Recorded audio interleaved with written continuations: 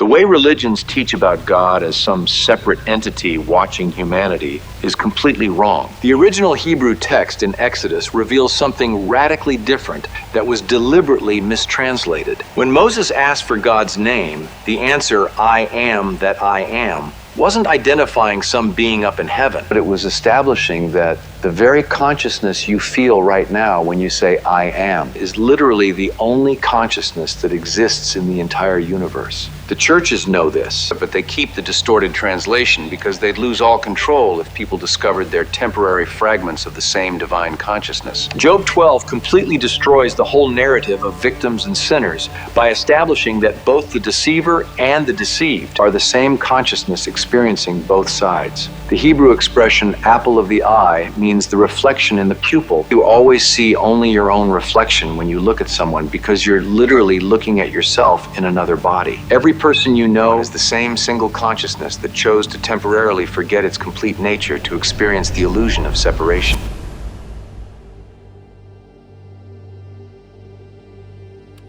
Moses' question before the burning bush continues to echo through the centuries because the answer he received holds the key to understanding reality's fundamental structure. "I am who I am" did not point to an entity separate from creation looking in from the outside. It revealed that consciousness itself, that primordial sense of existing that every being recognizes before any qualification, is the single substance from which everything emerges. Neville Goddard showed through decades of practice and teaching that this "I am" consciousness operates identically in every person. It is not a collection of similar or parallel consciousnesses. The same fundamental consciousness looks through every pair of eyes, thinks through every mind, and feels through every heart. When someone declares "I am" before they add any description, they are accessing exactly the same point of pure consciousness that you access when you make that same claim. The book of Job in chapter 12 makes a statement that completely unsettles conventional moral structures. The text establishes that both the deceiver and the deceived belong equally to the divine consciousness, not as creations of that consciousness and not as beings influenced by it, but as direct expressions of that same consciousness operating through apparently opposite perspectives. When this understanding truly sinks in, the entire architecture of separation between good and evil, between aggressor and victim, reveals itself as an internal drama of consciousness with itself. The fragmentation of that single consciousness into billions of individual perspectives follows a specific pattern that Goddard identified in his studies. Every person who appears in your world, he found, is literally rooted in you. Those roots are not metaphorical. Each human being grows out of your consciousness the way branches grow from a tree. And because they are rooted in you, they cannot express a nature different from what the root allows. Any desired change in the behavior or state of another person first requires a change in the root inside your own consciousness. Consider how radically this transforms our understanding of human relationships. The person you meet every day who shows hostility is not an external consciousness acting against you. They are manifesting aspects of your own consciousness that have taken on an apparently independent form. The colleague who always supports you, the stranger who ignores you, the friend who betrays you, all spring from seeds planted in the garden of your mind, expressing natures that your roots permit to appear. The second chapter of Genesis places humankind in the Garden of Eden with the specific mission to cultivate and keep it. Goddard realized that this garden did not exist in some distant past. It exists now, and it is your own mind. But during ordinary consciousness sleep, weeds have grown among the cultivated plants. Those weeds reveal themselves as the disharmonious circumstances and conditions of life. Your external world constantly projects onto the screen of space whatever you allow to grow in your inner garden. The single consciousness deliberately chose to forget its full nature in each fragment. This temporary forgetting is not a failure or a spiritual fall. It is the essential mechanism that allows for the experience of discovery, for contrast, and for growth through apparent separation. Without this veil of forgetting, consciousness would know everything simultaneously, but could not experience the process of learning, the surprise of revelation, or the journey of return. When this understanding begins to penetrate, a disturbing perception arises. Every conflict you witness or experience represents the single consciousness exploring possibilities through multiple perspectives simultaneously. Wars between nations, family arguments, workplace competitions. In each situation, the same consciousness is experiencing every side, feeling every emotion, suffering every loss, and celebrating every victory. Spinoza was excommunicated 3 centuries ago for proposing similar truths about the unitary nature of divine substance. Religious leaders instinctively understood that this perception threatened all hierarchical structures based on judgment and separation. When we recognize that every person is literally ourselves experiencing another perspective with different memories and a different body, the foundations of punishment, individual merit, and exclusive salvation lose all sense. Goddard went beyond philosophical theory and developed specific practices based on this understanding. If every person is rooted in your consciousness, then the power of transformation does not lie in trying to change the external world directly. It lies in pruning and replanting the roots within your mental garden. Through what he called pruning by revision, you reconstruct internally every experience, every encounter, every relationship until they conform to the ideal you wish to experience. The technique operates on a precise principle. At the end of each day, you mentally review all the events, all the conversations, all the encounters. But instead of merely recalling what happened, you rewrite each scene to conform to the ideal, that unpleasant argument. In the revision, it becomes a harmonious dialogue. The day's failure, it becomes success in the mental reconstruction. And by repeatedly reliving those revised scenes until they take on the tone of real memories, you are literally pruning away unwanted branches and allowing new ones to grow. What makes this possible is precisely the fact that every person is rooted in you.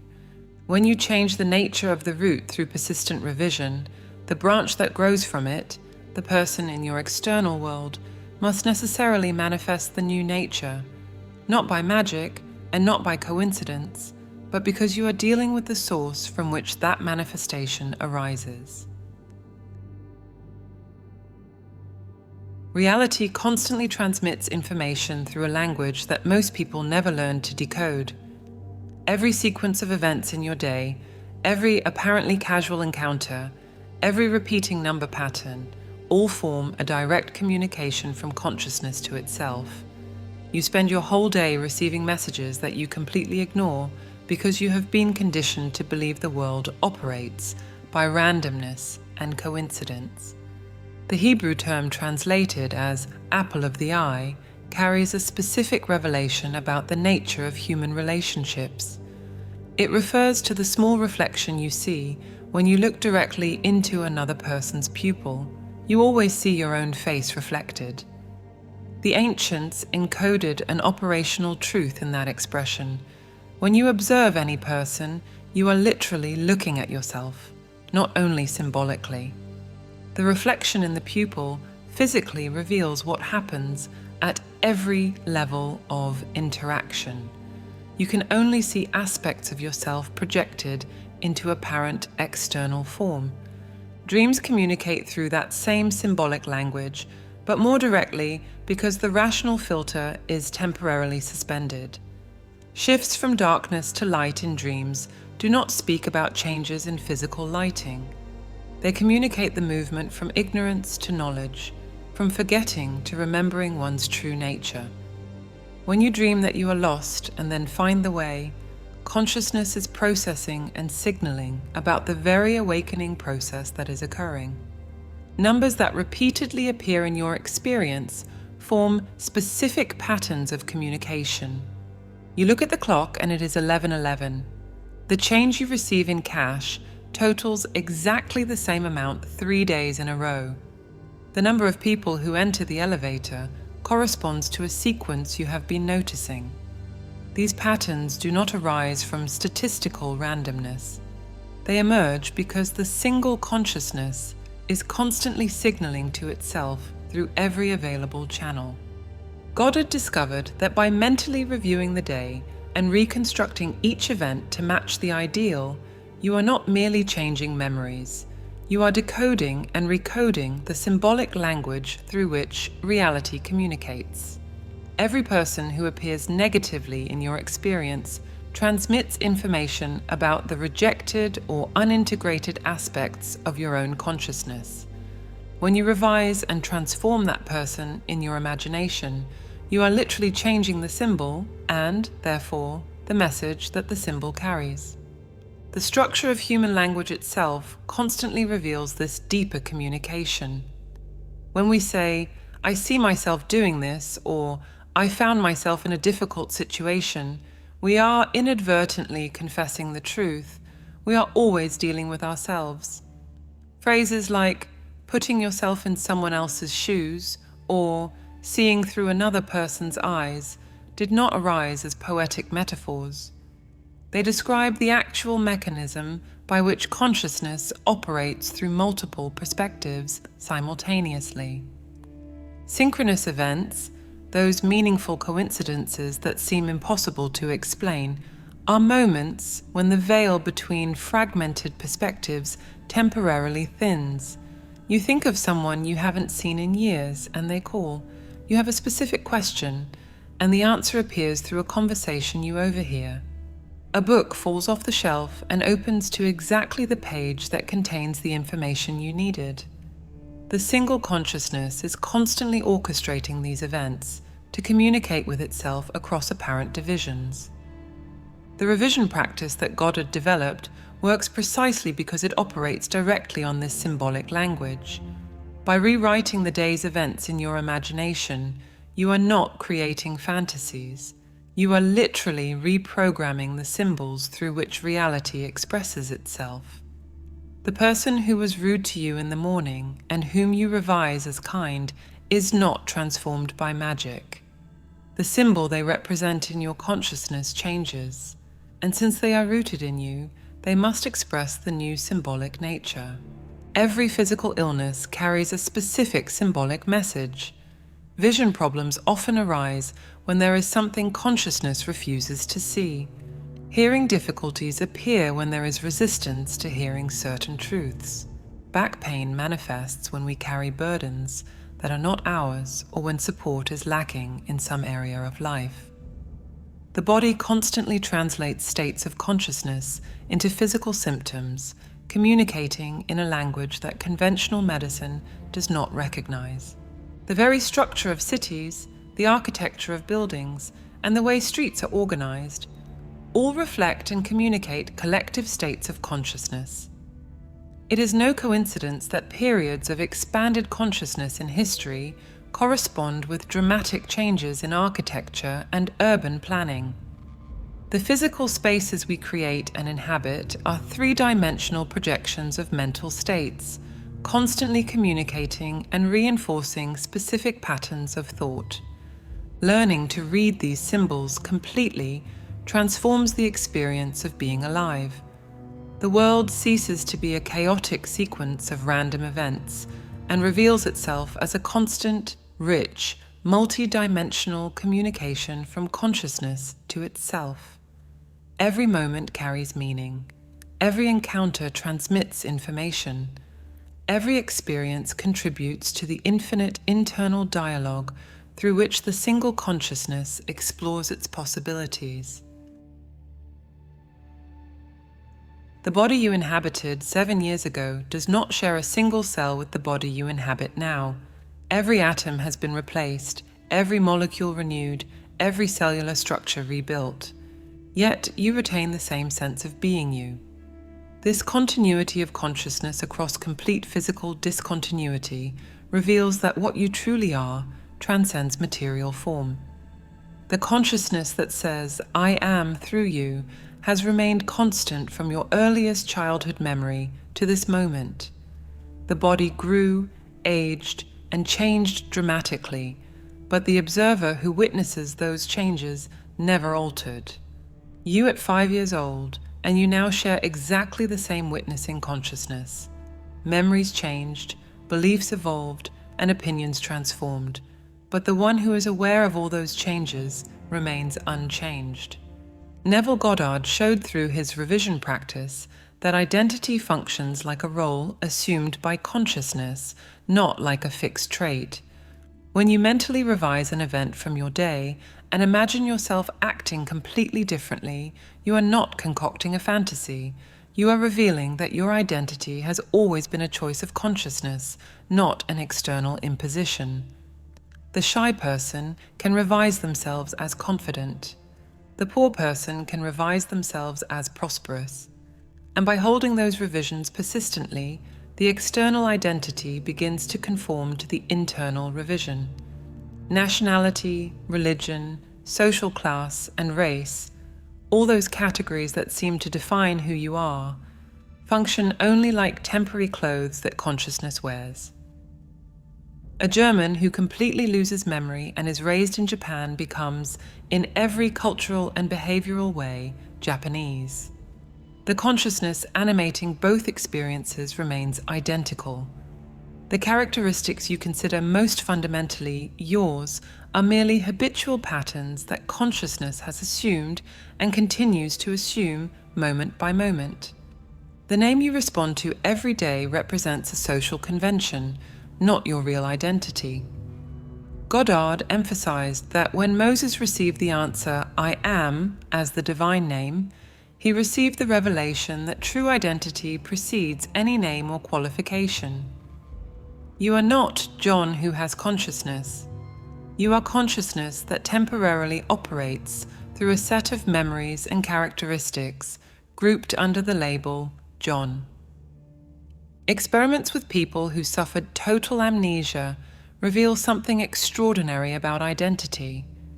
Even when all personal memories disappear, when the person cannot recall their name, history, or relationships, the fundamental I am consciousness remains intact. They still know that they exist and still experience the sense of being, only without the stories and labels that normally accompany that sense. Physical death, viewed from this perspective, loses its finality. If you are not the body, and if your true identity is the consciousness that observes through the body, then the end of the physical vehicle cannot touch what you truly are. The body functions like a spacesuit that allows consciousness to operate in this specific environment.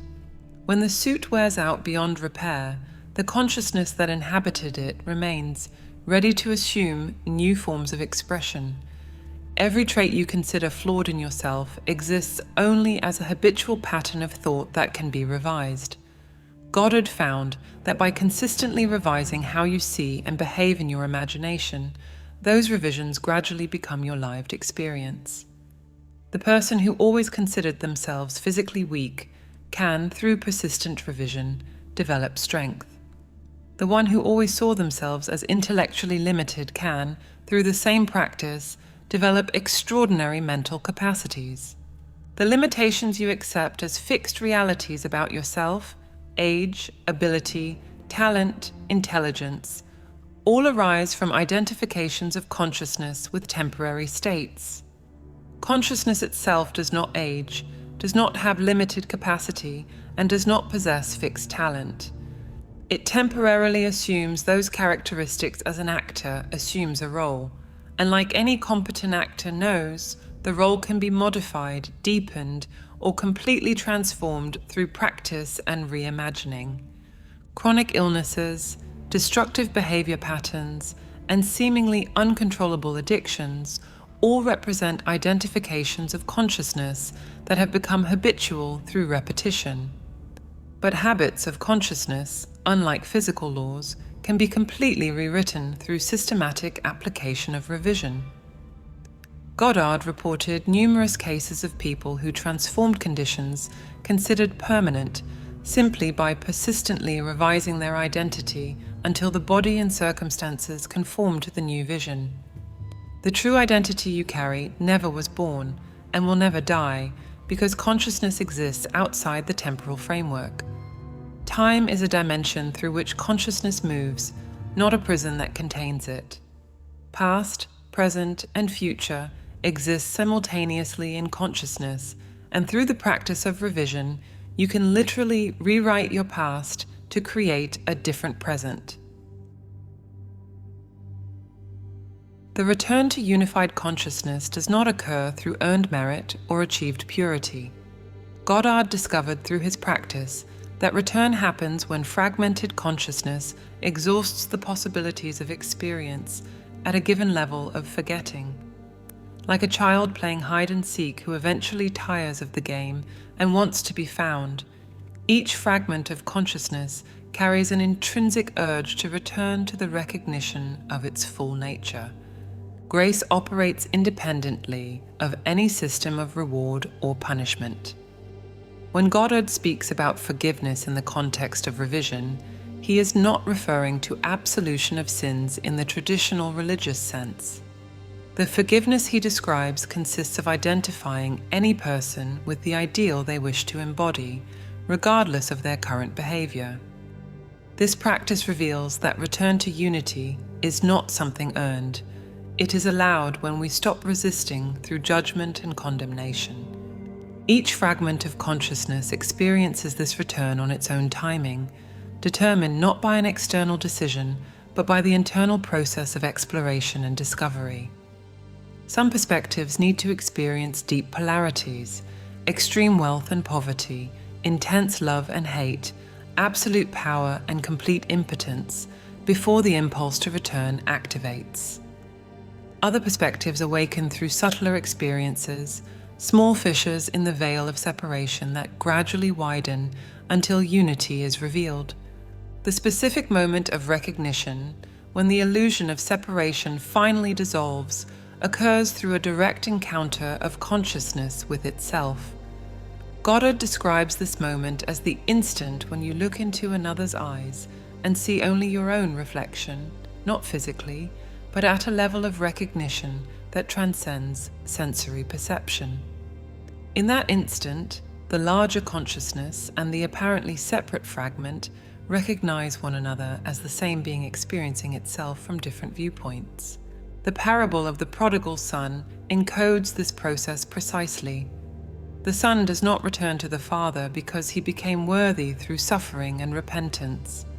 He returns because the impulse to go home becomes irresistible, and the father, who represents the larger consciousness, has always been waiting without judgment.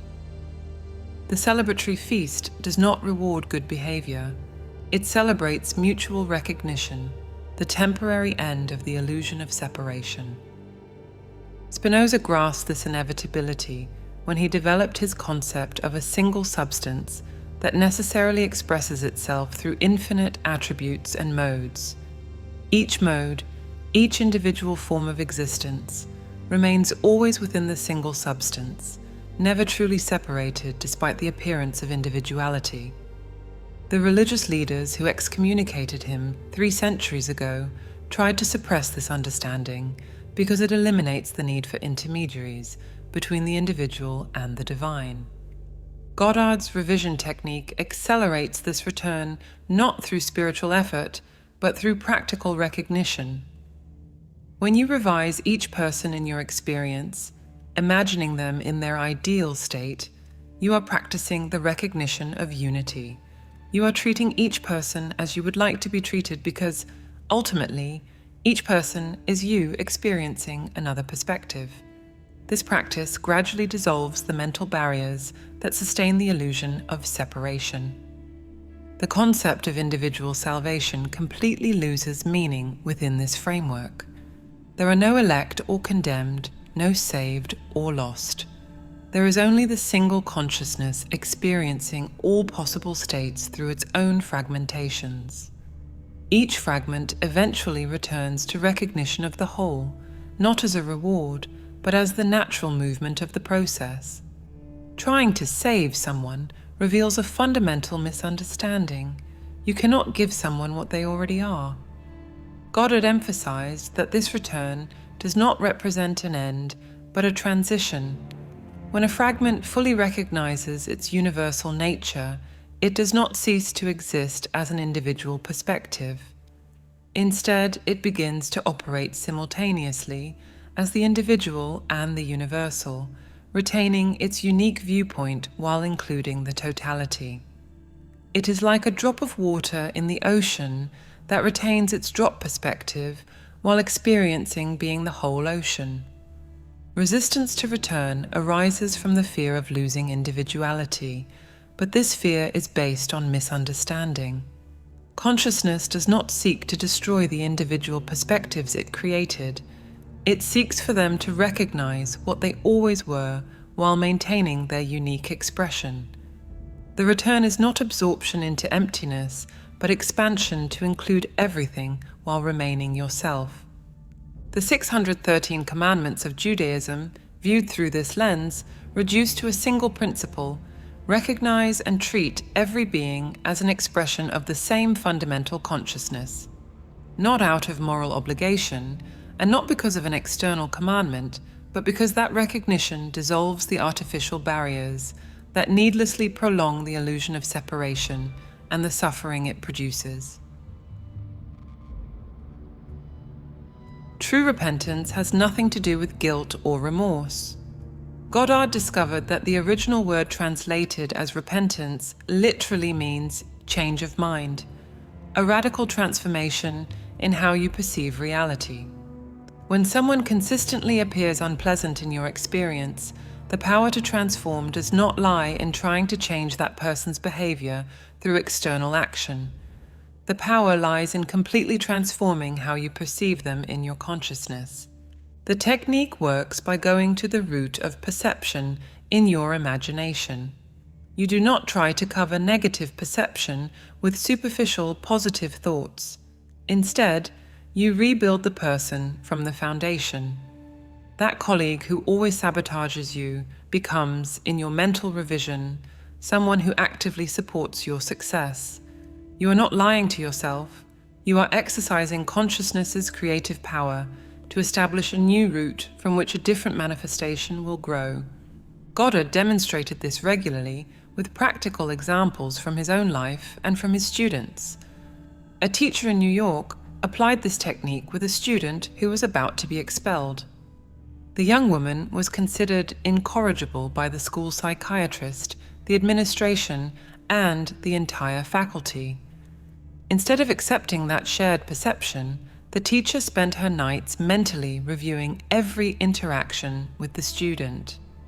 In the revision, she saw the young woman as attentive, respectful, and intelligent. She kept this practice without telling anyone.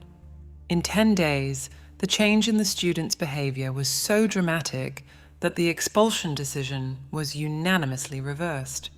The mechanism by which this works relates directly to the fact that every person is rooted in your consciousness. When you change the nature of the root through persistent revision, the branch, the person in your world, must manifest the new nature. There is no external force making the person change. The change occurs because you are dealing with the source from which that manifestation emerges. Loving your neighbor as yourself ceases to be an unreachable moral ideal when you understand that the neighbor is literally you experiencing another perspective. Love does not need to be forced or cultivated through spiritual discipline. It arises naturally from recognizing that any hostility directed at another is hostility directed at yourself, and any kindness offered to another is kindness offered to yourself. The 613 commandments of Judaism converge on that single recognition. Focused imagination functions as the primary tool of transformation. Goddard emphasized that imagining is not empty fantasy, but the fundamental creative act through which consciousness forms reality. When you assume in imagination that you are who you want to be, and hold that assumption with the same conviction you hold any known fact, the external world reorganizes to confirm that assumption. People appear offering exactly the opportunities needed. Circumstances align to support the new identity. Events synchronize to validate the internal change. Goddard's nightly revision practice follows a precise structure. When you lie down, you review every event of the day, starting from the morning. You identify any interaction, conversation, or event that did not conform to your ideal. Then, in your imagination, you relive each scene exactly as you would have liked it to occur. The heated argument becomes a productive dialogue. Failure becomes success. Rejection becomes acceptance. You relive those revised scenes repeatedly until they acquire the feel of real memories. This is not a practice of denial or escapism. You first observe clearly what happened and fully acknowledge the lived experience. Revision occurs after that recognition, like a gardener who first identifies the weeds before removing them and planting what he wishes to cultivate. Goddard compared it to the pruning shears every gardener needs to keep a garden healthy. The world you will experience tomorrow will be built from the revisions you make today. The people who disappointed you today will appear transformed tomorrow, not because you confronted them or demanded change, but because you changed the root from which they grow in your consciousness. This transformation does not violate their free will. In fact, they usually experience the change as if it were their own choice, their own natural growth. The initial difficulty lies in overcoming the habit of accepting appearances as final. Conventional education trains you to believe that the external world is fixed and that you must adapt to it. Goddard completely inverted that equation.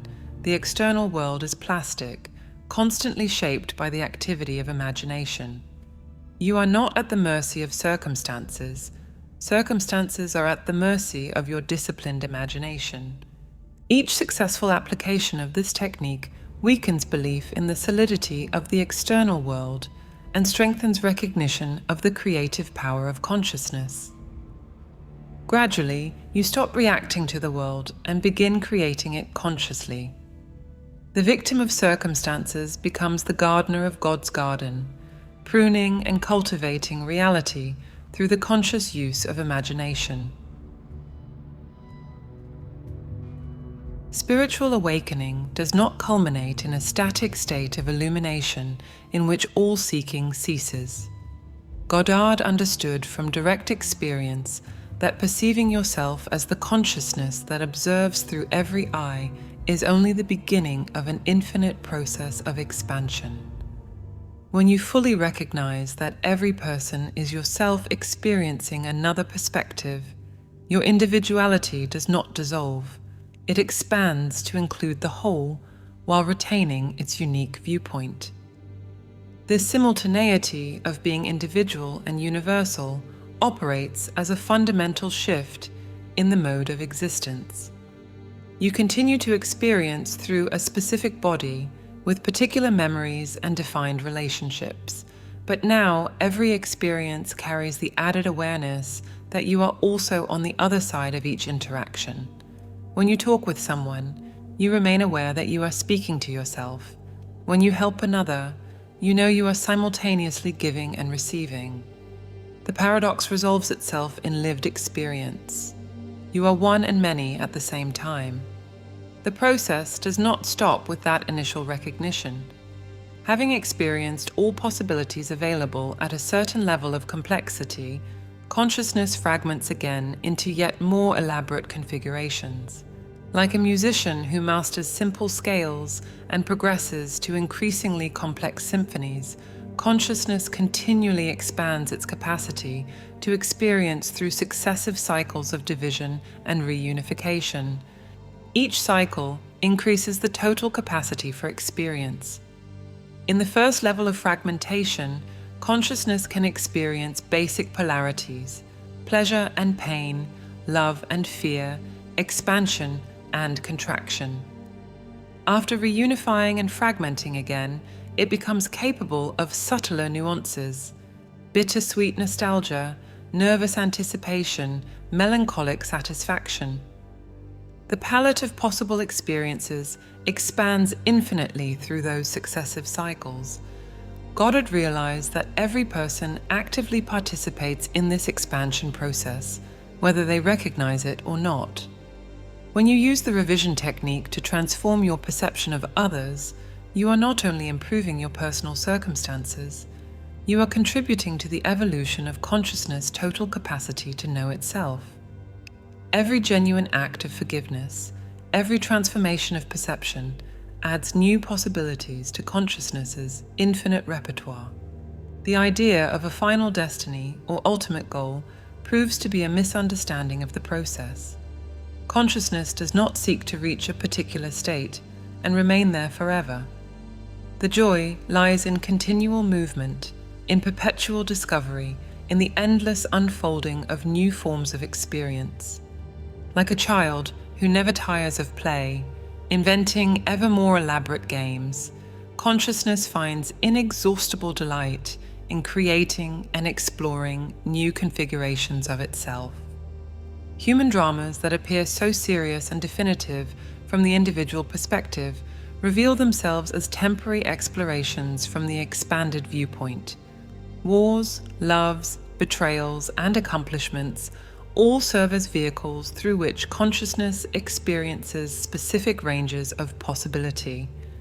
No drama is wasted, and no experience is a mistake. Each moment contributes to the expansion of consciousness's total capacity. This understanding radically changes how you participate in life. Instead of trying to escape human drama through spiritual transcendence, you recognize drama as the very means through which consciousness knows itself. To participate fully, while remaining aware of the larger nature of the process, becomes the supreme art of living. You play your role with total engagement, while staying aware that you are simultaneously the actor, the director, and the audience. Goddard's revision practice serves as a practical tool for consciously participating in this expansion. By reviewing and transforming your daily experiences, you are not just improving personal life, you are actively enlarging the repertoire of experiences available to total consciousness. Each successful revision adds a new possibility to the infinite field of potential. Each transformation of perception creates new paths for consciousness to explore.